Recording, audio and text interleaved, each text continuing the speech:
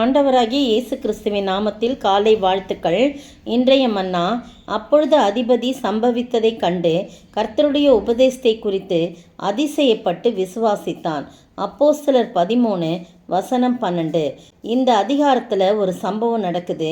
அந்தியோகியா பட்டணத்துள்ள சபையில் பர்னபாவும் நீகர் எனப்பட்ட சிமியோனும் சிரேனே ஊரானாகிய லூகியும் காற்பங்கு தேசாதிபதியாக ஏரோதுடனே கூட வளர்க்கப்பட்ட மனாயினும் சவுலும் தீர்க்கதரிசிகளாயும் போதகர்களாயும் இருக்கிறாங்க.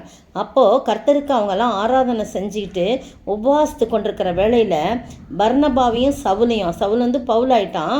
சவுலையும் நான் அழைத்த ஊழியத்துக்காக அவளை பிரித்து விடுங்கள்னு பரிசுத்த ஆவியானவர் சொல்கிறார், திருவுளம் பற்றார். அப்போ உடனே வந்து உபவாசித்து ஜெபம் பண்ணி கொண்டிருந்த அவர்கள் மேலே கைகளை வச்சு அவங்கள அனுப்புகிறாங்க. யாரை? சவுலையும் பர்னபாவையும் பிரித்து விட போகிறாங்க அவங்க ரெண்டு பேரும், சவுல் எனப்பட்ட பவுல். அப்போ வந்து அவங்க பரிசுத்த ஆவியினால் அனுப்பப்பட்டு செலுக்கியா பட்டணத்துக்கு வந்து கப்பல் ஏறி அங்கிருந்து சீப்புரு தீவுக்கு போகிறாங்க. அந்த நேரத்தில் அந்த சாலமி பட்டணத்தில் வந்தபோது அங்கே யூதருடைய ஜப ஆலயங்களில் தேவ வசனத்தை நல்லா ஆணித்தரமாக பிரசங்கித்தாங்க, போதிக்கிறாங்க. யோவானும் அவர்களுக்கு உதவிக்காரனாக இருக்கிறான். அவங்க வந்து பாப்போ பட்டணம் வரைக்கும் தீவை கடந்து பரியேசு என்று பேர் கொண்ட அந்த ஊரை கடந்து வரும்போது ஒரு மாய வித்தைக்காரனும் கள்ள தீர்க்கதரிசியுமான ஒரு யூதனை பார்க்குறாங்க அவங்க அந்த பாப்போ பட்டணத்தில். அப்போ அவன் வந்து எங்கே இருக்கான்னு சொன்னால், விவேகமுள்ள மனுஷனாகிய செர்கியு பவுல் என்னும் அதிபதினு அவன் கூட இருக்கான், அந்த மாய வித்தைக்காரன். சரியா? அப்படி இருக்கும்போது அந்த அதிபதி பர்னபாவையும் சவுலையும் அழைப்பித்து அவனுக்குள்ள அந்த போதனை வந்து ரொம்ப பிடிச்சி போச்சு. அதனால் பர்னபாவையும் சவுலையும் அழைப்பித்து அவர்களிடத்தில் தேவ வசனத்தை கேட்க ஆசையாக இருக்கிறான். இந்த மாய வித்தக்காரன் பார்க்குறான், ஐயோ இந்த நம்மளுடைய எஜமான் வந்து நம்ம அதிபதி வந்து அவங்க பேச்சை கேட்டு அவங்க பக்கமாக போயிட போகிறான்னு சொல்லிட்டு அவனோட அந்த எலிமா என்பவன் என்ன செய்கிறான், அதிபதியை விசுவாசத்து நின்று திருப்பும்படி வகை தேடி அந்த அவர்களோட எதிர்த்து நிற்கிறான். யாரோட? பவுலோடையும் பர்னபாவோடையும் எதிர்த்து நிற்கிறான். அப்போ சவுல் என்ன செய்கிறான், பரிசுத்த ஆவினால் நிறைந்தவனாய் அவனை உற்று பார்த்து சொல்கிறான், பாருங்கள், இதுதான் கர்த்தருடைய வார்த்தை. கர்த்தருடைய பிள்ளைகளுக்கு விரோதமாக அவங்க எழும்பினோன்னு அவன் பார்த்து பவுல் என்ன சொல்கிறான், எல்லா கபடமும் எல்லா பொல்லாங்கும் நிறைந்தவனே, பிசாசின் மகனே, நீதிக்கெல்லாம் பகைஞனே, கர்த்தருடைய செம்மையான வழிகளை புரட்டுவதில் ஓய மாட்டாயோ? இப்பொழுதே கர்த்தருடைய கை உன்மேல் வந்திருக்கிறது. சில காலம் நீ சூரியனை காணாமல் நீ குருடனாயிருப்பாய் என்றான். உடனே மந்தாரமும் இருளும் அவன் மேலே விழுந்தது. அவன் வந்து கண்ணு தெரியாமல் போயிடுது. தடுமாறி கைலாகு கொடுக்கிறவர்களை தேடினான்.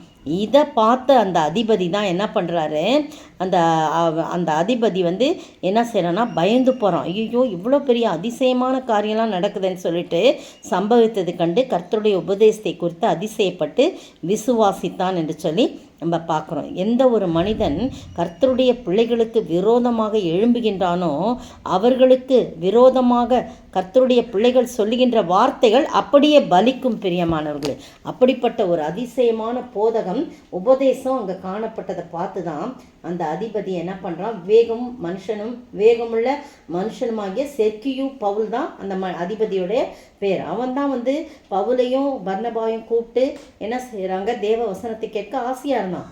இதை வழுவி போக பண்ண மாய வித்தைக்காரனுக்கு கிடைச்ச பனிஷ்மெண்ட் பார்த்தீங்களா?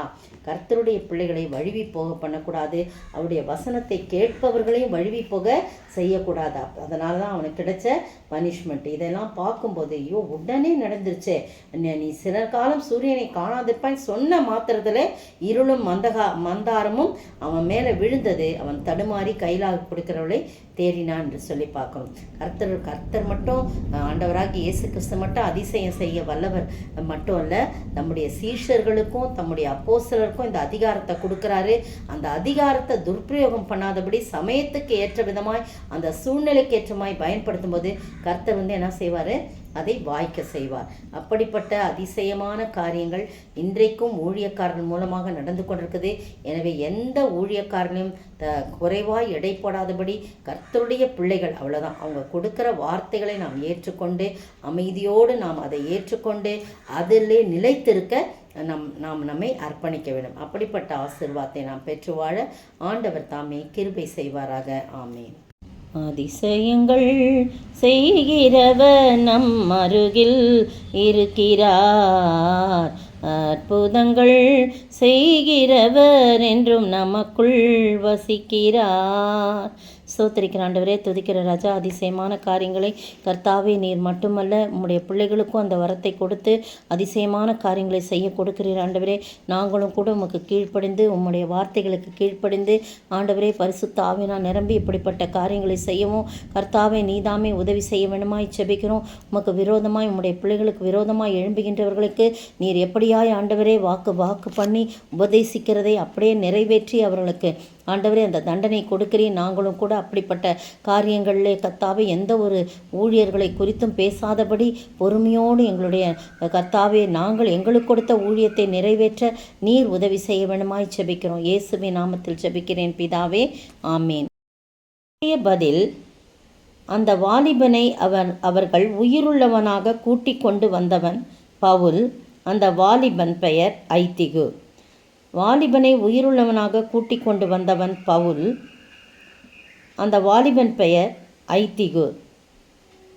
அப்போஸ்தலர் 20 வசனம் 12-9. இன்றைய கேள்வி: யார் எத்தனை வருஷ காலமாய் எவ்வாறு ஊழியம் செய்து வந்ததை என்ன செய்ய வேண்டும் என்று கூறப்பட்டது? யார் எத்தனை வருஷ காலமாய் எவ்வாறு ஊழியம் செய்தேன் என்று நினைத்து என்ன செய்ய வேண்டும் என்று கூறப்பட்டது?